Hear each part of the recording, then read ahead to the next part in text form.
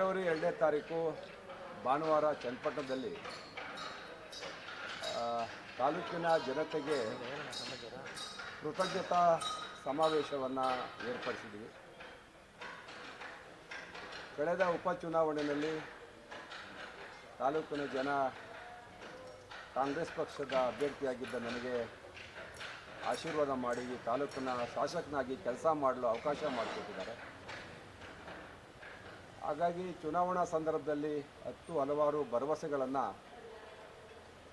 ಸರ್ಕಾರದ ವತಿಯಿಂದ, ಪಕ್ಷದ ವತಿಯಿಂದ, ನಮ್ಮ ಪಕ್ಷದ ವರಿಷ್ಠರು, ಮಾನ್ಯ ಮುಖ್ಯಮಂತ್ರಿಗಳು, ಉಪಮುಖ್ಯಮಂತ್ರಿಗಳು, ಸರ್ಕಾರದ ಸಚಿವರು ಸಾಕಷ್ಟು ಭರವಸೆಯ ಮಾತುಗಳನ್ನಾಡಿದರು.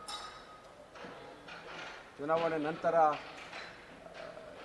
ಜನಗಳಿಗೆ ಅಭಿನಂದನೆ ಸಲ್ಲಿಸಬೇಕು ಅಂತೇಳಿ ತಾಲೂಕಿನ ಕಾಂಗ್ರೆಸ್ ಪಕ್ಷದ ಘಟಕ, ಜಿಲ್ಲಾ ಘಟಕ ನಾವೆಲ್ಲ ಕುಂತು ಮಾತಾಡಿ ಕಾರ್ಯಕ್ರಮವನ್ನು ಏರ್ಪಾಡು ಮಾಡಿದ್ದೀವಿ. ತಾಲೂಕಿನಾದ್ಯಂತ ಸುಮಾರು 50,000ಕ್ಕಿಂತ ಹೆಚ್ಚಿಗೆ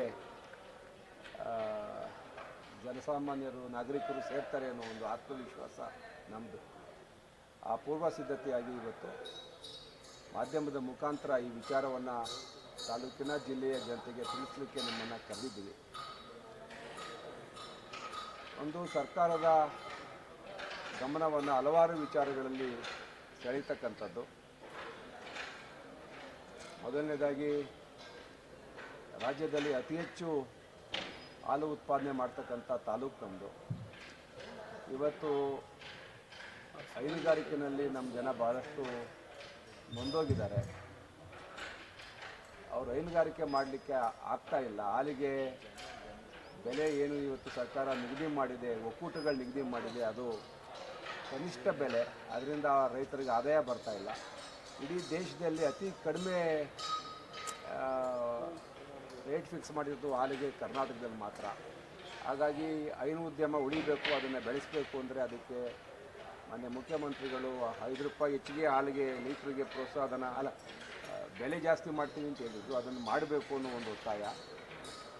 ತಾಲೂಕಿನಲ್ಲಿ ಉಳಿದಿರ್ತಕ್ಕಂಥ ನೀರಾವರಿ ಯೋಜನೆಗಳಿಗೆ ಹೆಚ್ಚು ಒತ್ತು ಕೊಡಬೇಕು. ಚನ್ನಪಟ್ಟಣದಲ್ಲಿ UGDಗೆ ಹಣ ಬಿಡುಗಡೆ ಮಾಡಬೇಕು. ಸಾಕಷ್ಟು ಅಭಿವೃದ್ಧಿ ಆಗಬೇಕು. ಜಿಲ್ಲೆಯಲ್ಲಿ ಆನೆ ಹಾವಳಿ ಇದೆ. ಸುಮಾರು 300 ಕೋಟಿ ರೂಪಾಯಿಗಿಂತ ಹೆಚ್ಚಿಗೆ ಹಣ ಬೇಕು. ಆನೆ ಹಾವಳಿನ ನಿಯಂತ್ರಣ ಮಾಡಬೇಕಾದ್ರೆ 100 ಕಿಲೋಮೀಟ್ರು ಬೇಲಿ ಹಾಕಬೇಕು, ರೈಲ್ವೆ ಬ್ಯಾರಿಕೇಡ್ ಹಾಕಬೇಕು, ಆನೆ ಕಾಡಿಂದ ಬರ್ದಂಗೆ ತಡಿಬೇಕು. ಇದಕ್ಕೆಲ್ಲ ಸಾಕಷ್ಟು ಅನುದಾನ ಬೇಕು. ಸರ್ಕಾರದಿಂದ ಹಣ ಸಿಗಬೇಕು ನಮಗೆ. ಆ ನಿಟ್ಟಿನಲ್ಲಿ ವಿವಿಧ ಇಲಾಖೆಗಳ ಕಾರ್ಯಕ್ರಮಗಳ ಅಡಿಯಲ್ಲಿ ತಾಲೂಕು ಅಭಿವೃದ್ಧಿ ಆಗಬೇಕು.